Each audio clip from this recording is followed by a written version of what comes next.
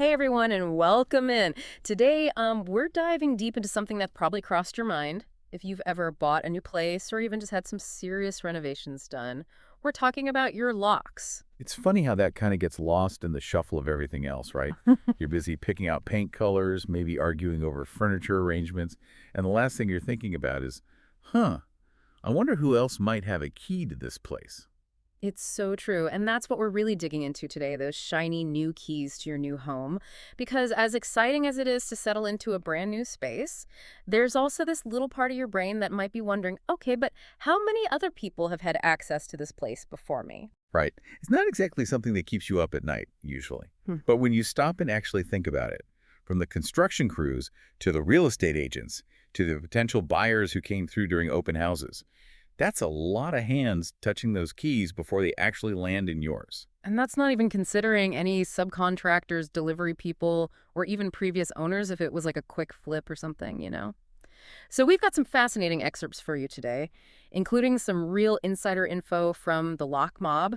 Those guys really know their stuff. Our mission today is to sift through all this and help you decide if changing those locks is something you actually need to worry about.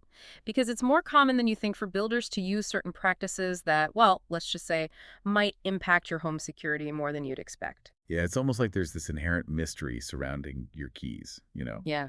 Like who's held them? Where have they been? It's true.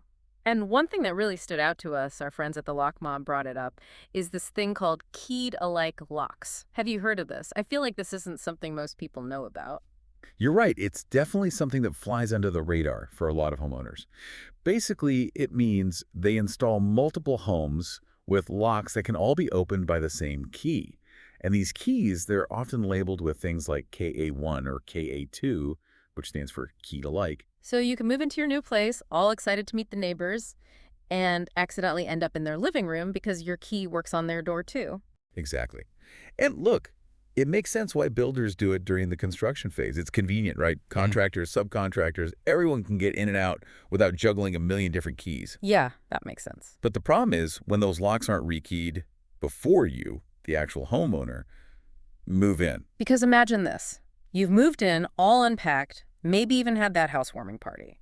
But somewhere out there, there's a contractor, a cleaning person, maybe even just some disgruntled former employee of a subcontractor, and they've still got a key that can unlock your front door. And it's not even just about those key-to-like situations. Even if your locks are technically unique, there's still that whole cascade of access to think about, from the construction process. It's true. It really makes you think about all those spare keys floating around out there. I mean, we tend to focus on the obvious stuff, right? Like break-ins, burglaries, that kind of thing. But when you're moving into a new place, there's this whole other layer of vulnerability that most people don't even consider. Exactly. It's almost like a chain of custody for your keys, and every single person who's had access is a link in that chain. A set of keys gets left in a work truck, a copy gets made for the cleaning crew but never makes it back to the right hand. These things happen. And it just highlights how important it is to establish your own security Yeah. right from day one. Definitely. And speaking of taking control, we actually had a listener write in with a question that fits in perfectly with all of this. They asked, and this is a good one, why should I have the locks changed if the builder says they are on a key-to-like standard lock? No, we don't usually bring in AI assistants to our deep dives, but we thought this was interesting. ChatGPT actually gave a really insightful response to this very question, and it kind of echoes what we're seeing in a lot of the other sources we looked at. What I found interesting about ChatGPT's answer was its focus on the psychological comfort factor. Like even if nothing ever happens, even if there's never any kind of security breach, there's a certain peace of mind that comes from knowing you've hit the reset button. Yeah. Right, exactly. It's like you're closing the loop on all that unknown history we were talking about earlier. It's not just about preventing the worst case scenario, it's about feeling secure in your own space. Like, how would you feel knowing that some contractor from months ago could theoretically still have a key to your house, even if you have no reason to doubt them?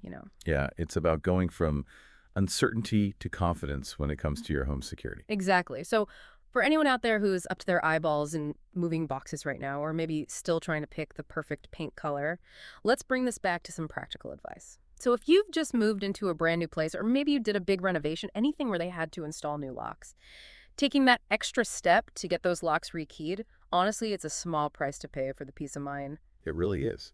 And again, it's not just about those big what-if scenarios. It's about knowing for sure that you and the people you choose are the only ones with access to your home. Exactly. It's about that feeling of security, of control, right from the start. And if anyone out there's thinking, oh, I've been in my place for a while now, never really thought about my locks, it's never too late. Reach out to a good locksmith, someone you trust, or even a home security company. They can take a look at what you got, give you some advice, and put your mind at ease. Like that old saying, better safe than sorry, right? Makes sense to protect your home, especially after you've put so much into it. You know, this whole deep dive into physical keys got me thinking about all the new tech out there. Smart homes and all that is a whole different ballgame. Isn't it? We've been talking about traditional locks this whole time. But what about digital access? Smart locks? Those systems you can control from your phone, even appliances you can access remotely. It really changes how we think about security, doesn't it? It does.